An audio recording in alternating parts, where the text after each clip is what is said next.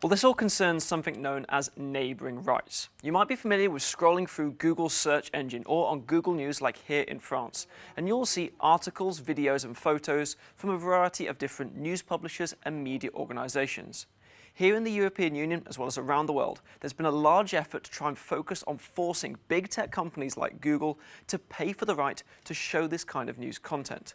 The big tech companies themselves have been reluctant. They have focused on the fact that they say they are sending more audiences to these news publishers. But around the world there have been different strategies. For example, in Australia, a deal has been struck between the government as well as Facebook and Google to force these big tech companies to pay publishers when they feature their content. Meanwhile, it was last year that a French court upheld a European Union copyright directive, which said that these companies needed to negotiate with good faith and pay media organisations for their content based on things like their online audience. But now France's competition watchdog has released a statement saying that Google has been failing to do that. They have fined the big tech company not just an upfront sum of 500 million euros, but they've also threatened Google with further fines of up to 900,000 euros per day if, in the next 2 months, they do not work out a solution to compensate news organisations for the right to show their content.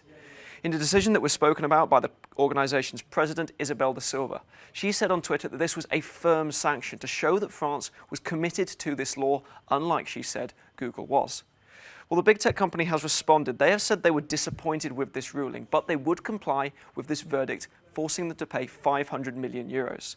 But they said the ruling did not take into account Google's own efforts, nor in fact, they said, the reality of how the company uses news on its search engines. This isn't, of course, the first time that Google have been fined by companies and by organisations in France when it comes to their market dominance.